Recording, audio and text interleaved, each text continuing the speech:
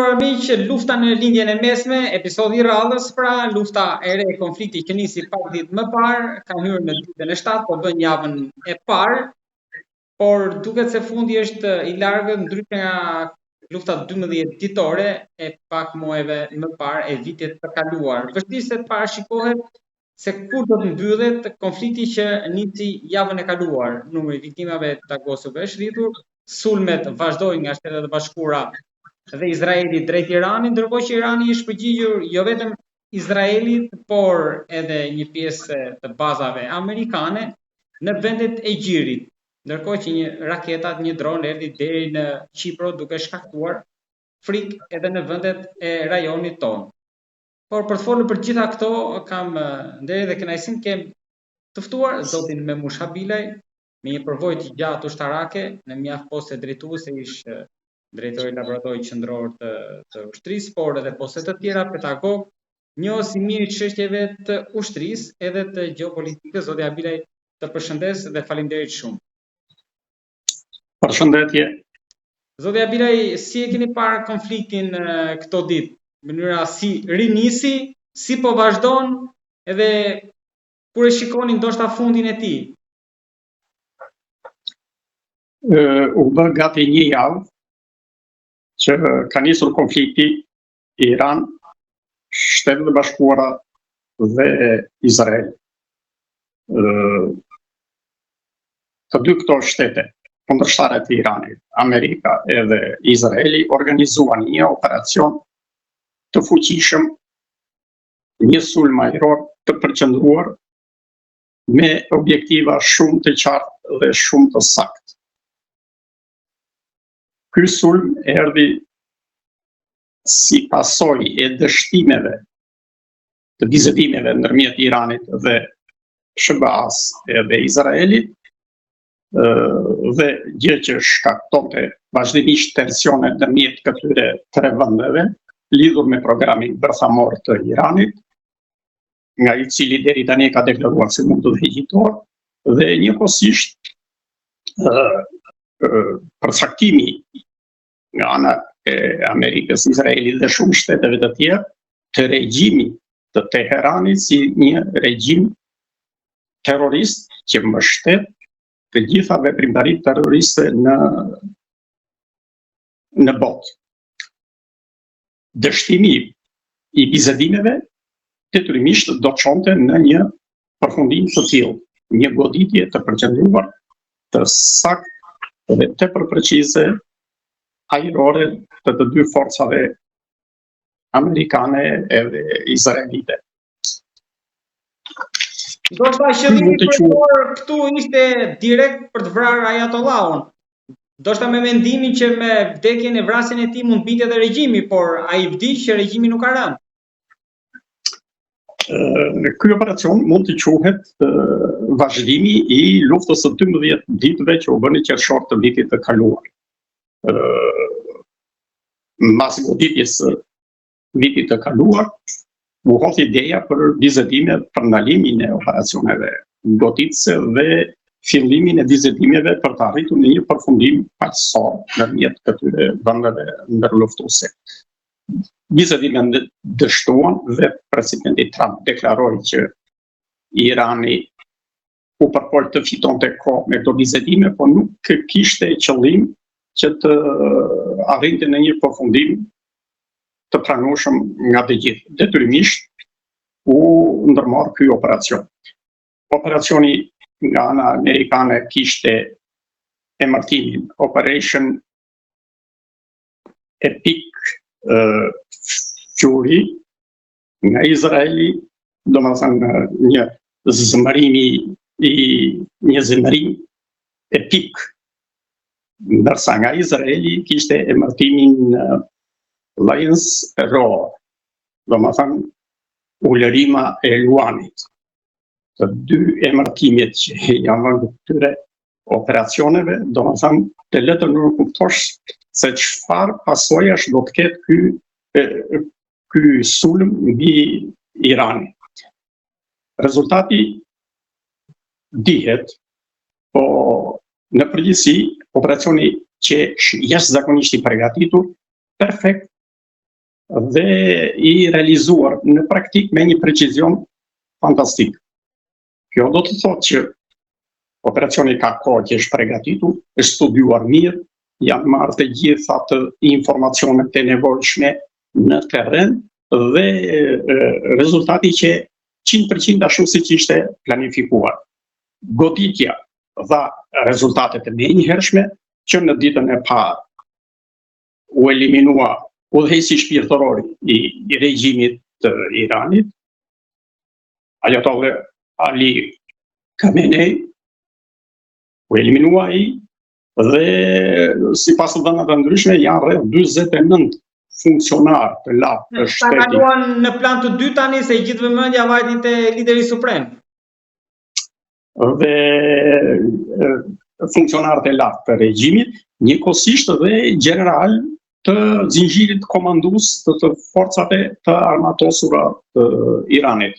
Në fakt, forcat e armatosura të Iranit ndahen në dy pjesë, por kryesisht kjo që quhet Garda Revolucionare e Iranit është ajo që psoi dhe goditet kryesore, siç i psoi dhe në radhën e kaluar në luftën e 12 ditëve, ku agjentët e Mossadit azgjësuan brenda një nate 30 general duke i vrarë në shtëpi.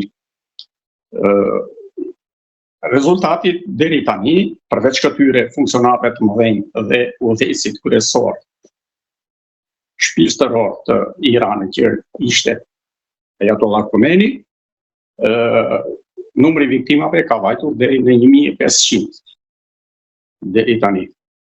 Dhe natyrisht bombardimet vazhdojnë me intensitet nga të gjitha palët dhe përfundimi ishte që Irani u gjet në një moment fare të pabergatitur, ashtu siç u gjet edhe në luftën e kaluar, në luftën e 12 ditëve në qershor të vitit 2025.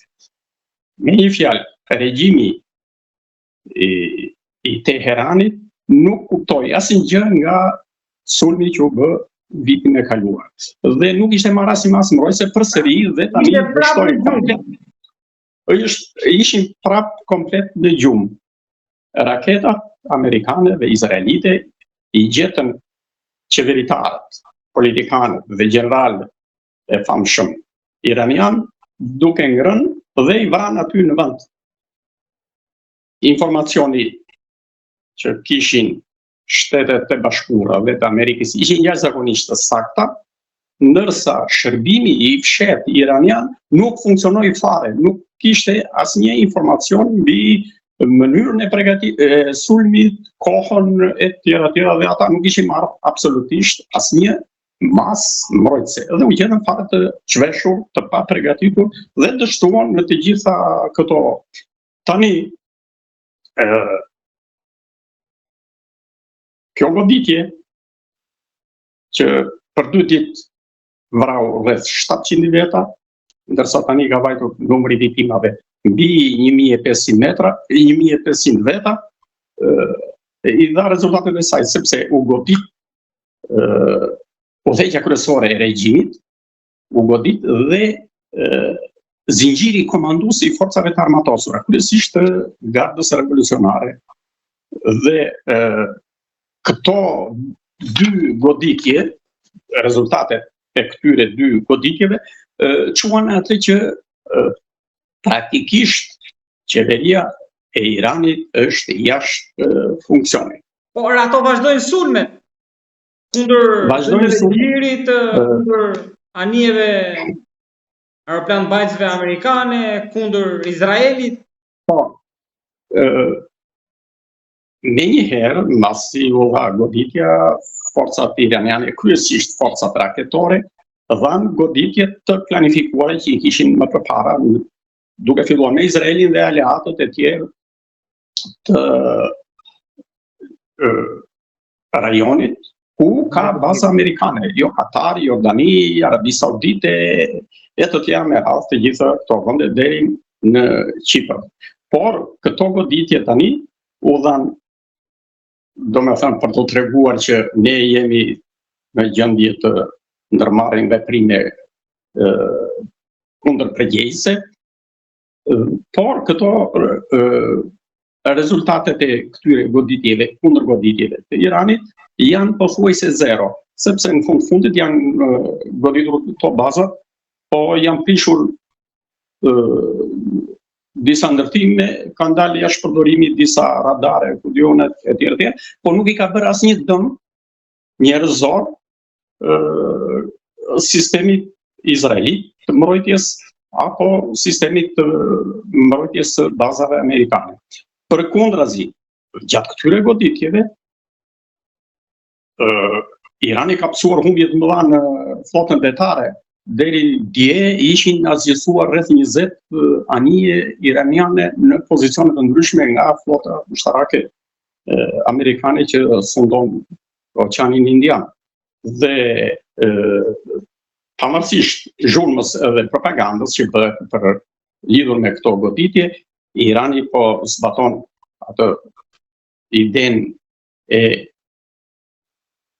krijimit të një kaosi masiv në rajon, dhe rezultati përfundimtar I kundër goditjes së Iranit ishte vetëm mbyllja e aeroporteve, krijimi I një paniku ndërmjet popullsisë, po jo në një rezultat, sepse të gjitha humbjet që kanë mësuar këto vende nga qindra raketa, mbi 1000 raketa iraniane që janë lëshuar mbi to, është gjithsej më duket janë 9 të vrarë, edhe një 100 të plagosur, që nuk ndikon fare as në goditjen e forcave kundërshtare, as në moralin e popullsisë së këtyre vendeve. Pra një rezultat I pa ekuilibruar në kohën që Irani po shkatërrohet, qendra e Teheranit është shkatërruar komplet, ndërtesa qeveritare komplet, dhe me gati 1500 viktima në të gjithë popullsinë. Po me këtë panoramë tani që ju bët, zotja Abila, e shikoni që do mbyllet shpejt, apo do kemi dorëzim të Iranit, apo do vazhdoj të rezistoj? Tani, goditja e rënë ka një prapavi politike. Së pari do të kërkohet, do më thënë, duhet I lënë të kuptoj Iranit që nuk ka rrugë tjetër. Ose do shkatërrohet komplet me regjime, me shtete, me e tjera, me komplet infrastrukturën e tij, si shtet dhe si regjim, ose do ulet në bisedime dhe të bëj demarshe politike dhe diplomatike për të mbrojtur vendin. Kjo rrugë do t'i lihet llogaritet që Irani sot ka në dispozicion rreth 3000 raketa të ndryshme që mund t'i përdori për këto operacione, që në fakt janë operacione terroriste dhe pa asnjë rezultat pozitiv.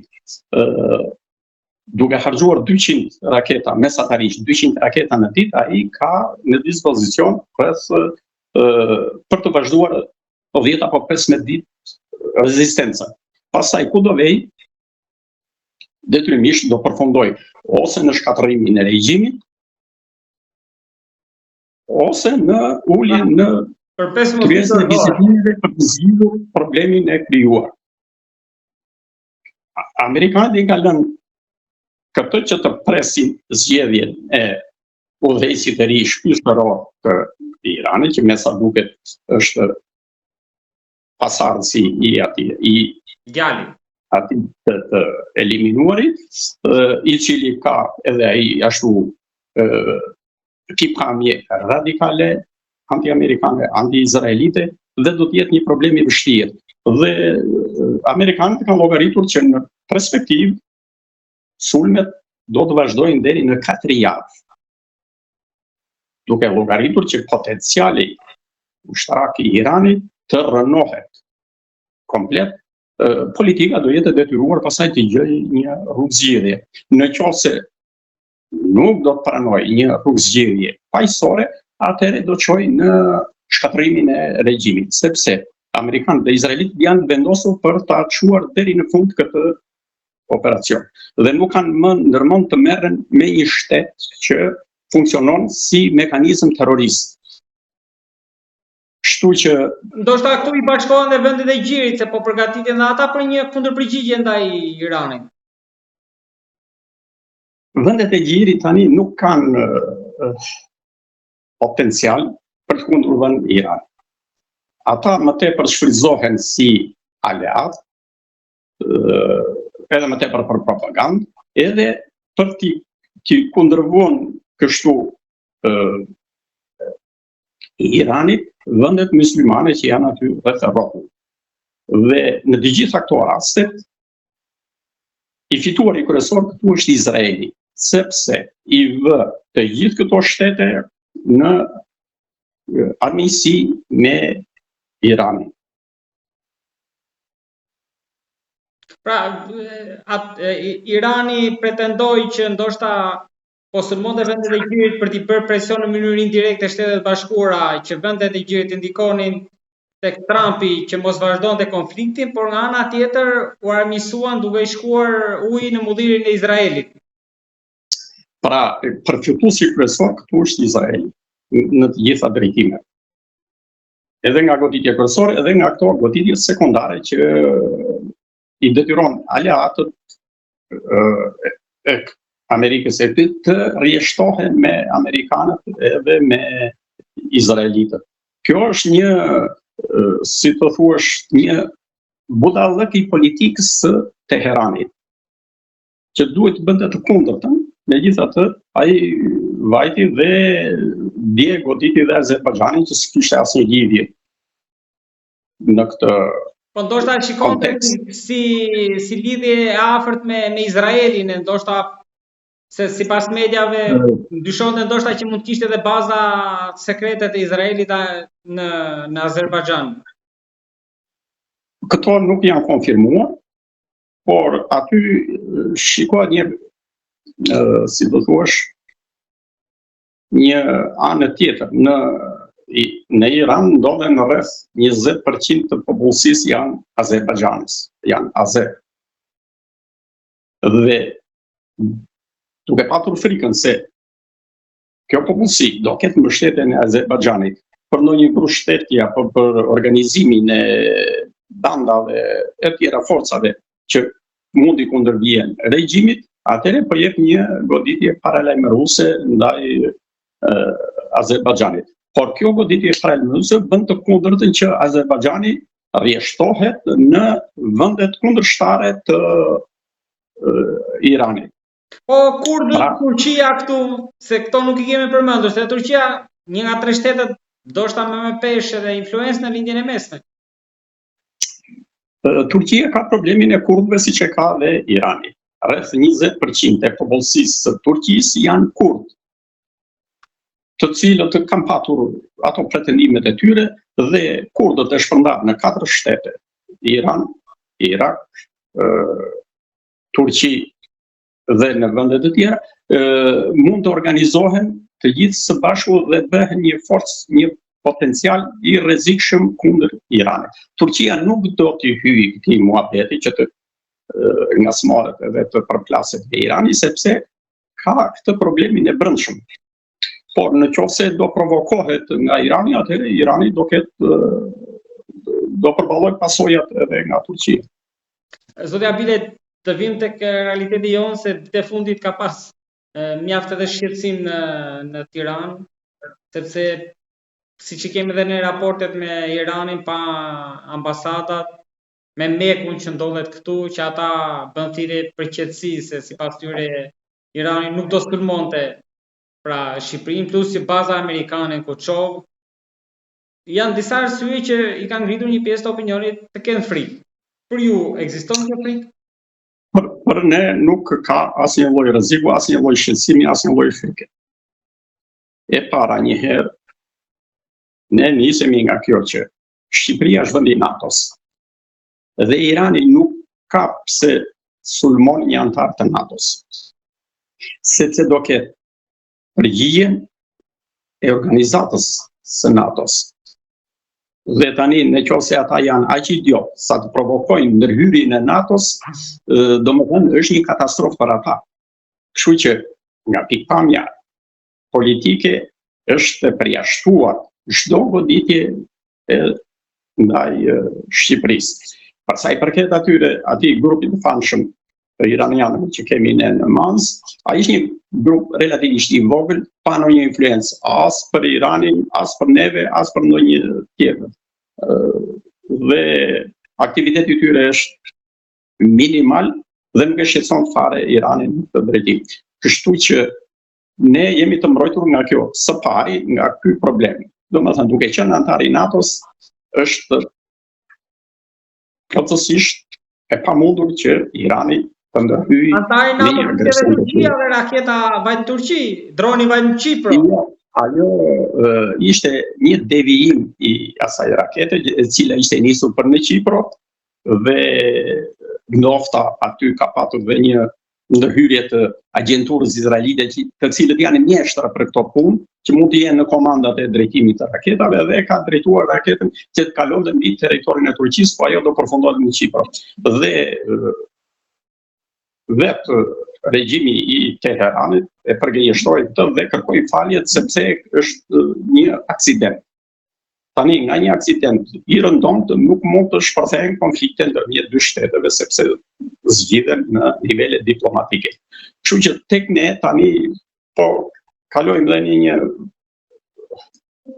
rast më të thjeshtë, duke thjeshtuar problemi që nuk ja vlen që Irani që ka gjithë ato telashe të mëdha tani aty në gjithë rajonin, të cilat të gjitha shigjetat janë drejtuar mbi Teheran, të merret dhe me neve që jemi një 2500 km larg dhe nuk ja vlen që të harxhosh dhe raketën që të vijë qandeja për të goditur një përqendrim të këtyre mujahidinëve iranian në Shqipëri. Kështu që unë e shoh komplet këtë thjesht një demagogji ose një nga të dhëna nga njerëz të pa informuar, sepse nuk mundet që të jepet një goditje e pa justifikuar. Problemet që do kenë tek neve do jenë pasojat ekonomike, sepse duke vështirësuar furnizimin me karburant i Evropës, do të psojmë dhe neve dhe do ketë rritje çmimesh.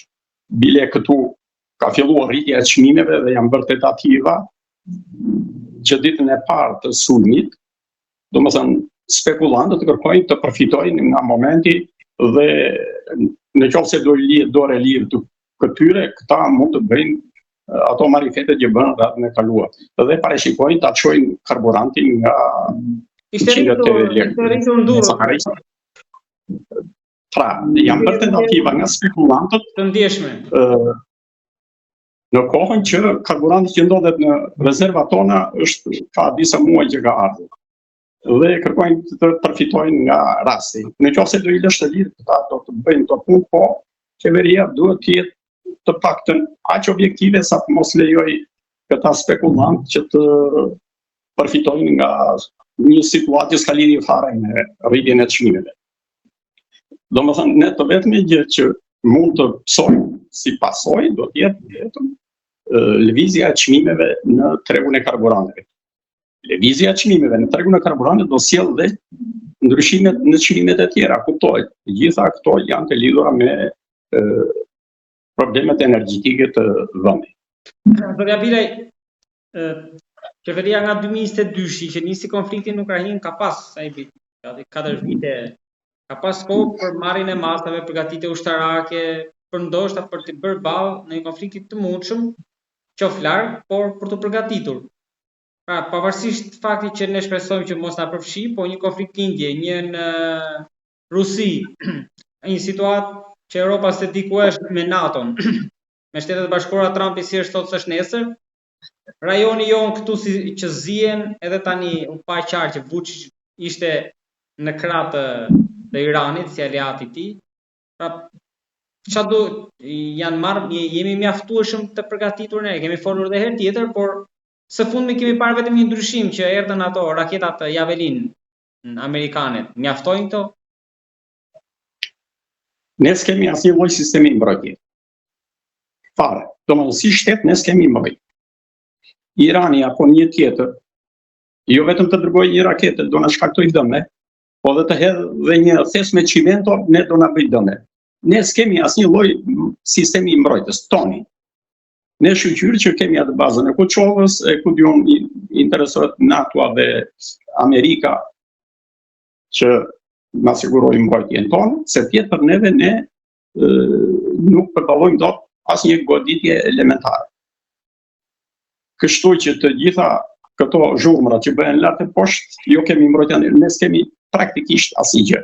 Të gjitha parat që hidhen në sistemin e mbrojtjes, ato kalojnë për tendera që nuk e di njeri përse harxhohen ato para. Ne praktikisht nuk kemi. Marrëm këto raketë Javelin, ato janë ca raketa të thjeshta tani që për mua shiten dhe në pazar, nuk ka nevojë për ato janë ca raketa kundër tanke, ne kemi patur mjete kundër tanke, kundër aerore që të mbulonin gjysmën e Ballkanit, jo tonat. Pra, mbrojtja jonë është inekzistente. Por shqyqyr që jemi nën kupolën e NATO-s, dhe personalisht nën kupolën e mbrojtjes amerikane. Kjo na ka siguruar ne mbrojtjen sa të jemi aleat dhe bashkëpunëtor të Shteteve Bashkuara të Amerikës. Tani Serbia ka qenë gjithnjë në mbështetje të këtyre shteteve si Irani e të tjerë, dhe natyrisht dhe të ashtu, por nuk është vetëm Serbia, se Serbia është një shtet i vogël, i parëndësishëm, por goditja që po jepet tani në Teheran ka një perspektivë të largët.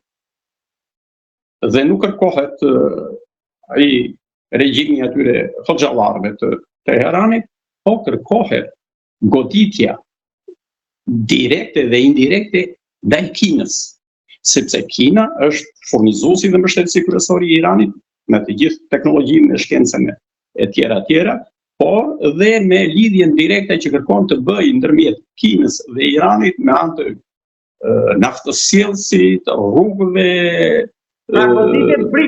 ndryshme që ashtu dhe prania kineze në Iran është shumë shqetësuese.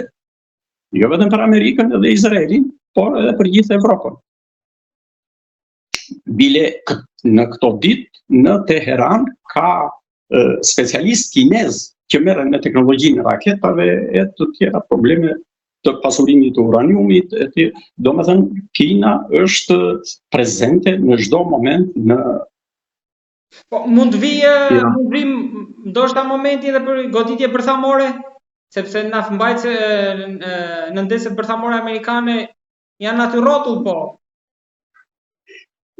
Ato në ndese bërthamore, thuhet që janë në ndese bërthamore dhe janë, ato kanë tjetër problem. Ato nuk kanë armë bërthamore, ato quhen në ndese bërthamore sepse motorrat e tyre janë me reaktor bërthamor. Ato kanë dhe raketa bërthamore, por përdorimi i tyre nuk përfshihet në këto konflikte. Konflikti duhet të mbahet gjithnjë nën kontroll dhe të jetë konflikt rajonal. Në konflikte lokale dhe rajonale nuk mund të përdoren armët bërthamore. Përdorimi i armëve bërthamore nga një shtet, kushdo qoftë ai, do të sjellë fillimin e luftës së tretë botërore. Këtë nuk e dëshiron asnjëri. Nuk e duan as amerikanët, as izraelitët, as Evropa jo, se Evropa është jashtë loje në gjitha këto, po as Kina vetë nuk e do një luftë bërthamore, sepse lufta bërthamore në përfundim, ato skenarët që janë parashikuar në të gjitha rastet, e çojnë globin toksor në një shkretëtir radioaktive. Nuk do ketë më njerëz dhe mundësi jete në globin toksor, sepse janë të disponueshme rreth 12.000 mbushje bërthamore me fuqi nga minimalja deri në maksimale, të cilën mund të e shkatërrojnë komplet, totalisht njerëzimin. Nuk hyn këtu skenari për luftë bërthamore. Është një luftë rajonale. Kjo doli jashtë konceptit të luftës lokale, kur dy shtete kacafyten me njëri tjetrin. Këtu kemi një luftë rajonale të disa shteteve të grupuara në një vend. Në qoftë se do kemi parasysh thënien e famshme të Nostradamusit në shekullin e 16, ai ka parashikuar një luftë të tretë botërore me origjinë nga lindja e mesme. Dhe praktikisht mund të jetë kjo, në qoftë se mund ta supozojmë këtë, që kjo luftë rajonale do ngelet këtu. dhe do gjenden mënyra për ta mbyllur në forma të ndryshme. Unë ju thash që llogaritet që potenciali amerikan do të vazhdojë 4 javë rresht bombardimet mbi Teheran derisa ti bëj ata të i thrasin mendjes edhe të ulen për vizitim apo të shkatërrojnë vendin. Po fakti është që me një llogari thjesht ajo që ju tha që për 12 ditë mbarojnë raketat, i bie që pas 12 ditëve të dorëzohet Iran. Irani sot ka një potencë, ju thash, rreth 3000 raketa në dispozicion, për 10-15 ditë janë harxhuar, është në gjendje të prodhojë 20 deri në 30 raketa në 24 orë, por nuk e zvendëson dot atë konsum raketa që bën ai 200 e më tepër raketa në 24 orë. Do i mbarojnë ato, por sa i s'do ketë më mundësi të rigjenerojë bazën raketore, nuk do ketë më mundësi pastaj është asnjë mundësi tjetër mbrojtëse. Aviacionin e ka pothuajse jashtë loje, nuk ka aviacion. Mbrojtja tjetër kundërajrore është inekzistente dhe të harxhosh raketa kot që plasin në ajër dhe mbrojtja kundërajrore izraelite i eliminon ato që mbi 50 km larg në ajër dhe asnjë raket nuk ka rënë që të shpërthej në një objektiv, po kanë rënë me turinat e raketave. Pra, qytetarët në Izrael apo në vende tjera shikojnë që raketa iraniane shpërthen në lartësi, krijon një re lart në qiell dhe kaq. Në tokë bjen me turinat e llamarinave të shpërthimit të harxhosh raketa të tilla që minimumi kosto minimale e një rakete në Iran është $500,000. Harxhosh miliona dollar në ditë për të dhënë një spektakël të tillë, do të thotë që do të jesh një shtet aventurier që nuk kupton se çfarë po bën dhe do vijë një ditë të kapituar nga të gjitha drejtimet. Zotja Bile, kam një pyetje të fundit duke përfituar nga biseda, duke qenë se kështu erdhën rrethanat në qeveri që kemi ndryshimet. Sot kishim betimin e ministrave të ri dhe mes ministrave është ministri i jashtëm Ferit Hoxha, i cili ka qenë antar i grupit të punës në ndarjen e kufirit detar me Greqinë në vendimin e parë që Gjykata Kushtetuese në 2009 e rrëzoi. Tani ju si mendoni, duke qenë se ne kemi trajtuar edhe më parë çështjen e raporteve me Greqinë, dosjet e vjetra dhe sigurisht edhe detin. Mendoni që do të jap një shtys përpara duke qenë me njohjen që ka për ta çuar në gjykatën e drejtësisë, pra ndërkombëtare, apo do ta largoj apo do të kthehet pas, pra sepse kemi të bëjmë me një zyrtar që ka qenë te grupi i parë. Politikën e jashtme tek ne e kanë diktuar të tjerë, të paktën nga vitet 90 deri më sot është kështu dhe nuk pritet të ketë ndonjë ndryshim në politikën tonë të jashtme. Unë edhe një herë e them, shqyrë që kemi disa shtete aleat si Turqia, Amerikë, që nuk lejojnë aventura të politikës së jashtme dhe veprime që çojnë, që cënojnë integritetin territorial të Shqipërisë. Se po të jetë për këta tanët, ne i kemi parë rezultatet e punës së tyre. Dhe unë personalisht nuk kam informacion për këtë person që është emëruar ministri i jashtëm, por e shoh me skepticizëm, ashtu siç kanë qenë të gjithë ministrat e jashtëm që se kanë patur iden fare se ç'është një politikë e jashtme e një vendi, cilat janë objektivat e politikës së jashtme, e të tjera të kësaj natyre, dhe pa një përgatitje të tillë, pa një aftësi diplomatike, ne emërojmë njerëz që të merren me këto punë. Kur politika e jashtme, ashtu siç është 2-3 politika ka kryesore shteti, politikën e jashtme, politikën e mbrojtjes dhe politikën ekonomike.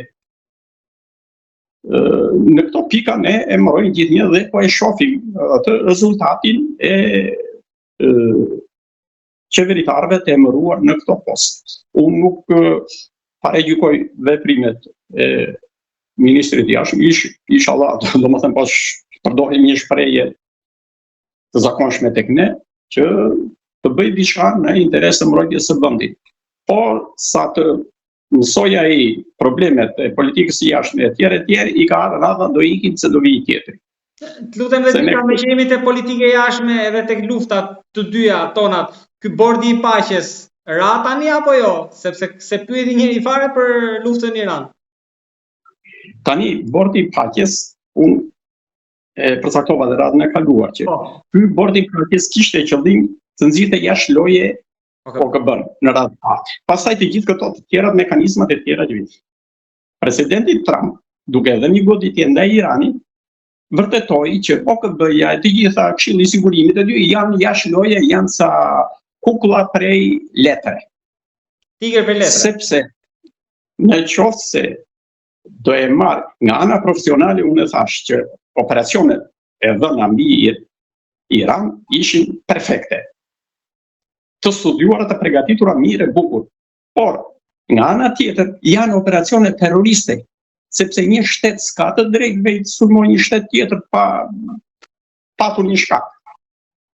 Pra, Amerika dhe Izraeli, nga pikpamja politike, kryen një veprim terrorist mbi një shtet duke vrarë njerëz atje të faqshëm e të pafaqshëm.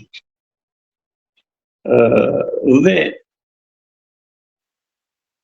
në këtë rast, Trumpi ase vrau mendjen fare të mirëte një vendim të Këshillit të Sigurimit për të ndërhyrë në Iran. Ase begenisi fare, kjo do të thotë që OKB-ja është inekzistente. Sepse OKB-ja punë e parë që do bënte, ose do autorizonte një shtet për ndërhyrje për problemet e regjimit e tjera në Iran, ose do autorizonte, ose do kritikonte sulmi që u krye, sepse sulmi u krye në shkelje të të gjitha rregullave dhe ligjeve ndërkombëtare. Kështu që OKB-ja jashtë loje dhe këtë punë bën bordi i paqes. Bordi i paqes tani mund t'ia ndryshojmë dhe titullin e da vëm bordi i luftës. Është e saktë. Sepse unë paqe do bëj për atë që më intereson, për atë që nuk më intereson, unë do shfrytëzoj këtë bord për luftë. Dhe tani nuk guxon asnjëri, as OKB-ja jo është jashtë loje, BE-ja jashtë loje, janë ca reagime të dobta. Ashtë e përtar, BE-ja. Jo Spanja, jo ato që nuk i llogarit njeri fare, Trumpi nuk i mori parasysh. Dhe Evropa është goxha fuqi politike dhe ekonomike e Evropa, nuk reagon fare në të drejtim. Pra, ligjin e bën praktikisht më i forti, duke shkelur të gjitha ligjet dhe rregullat ndërkombëtare.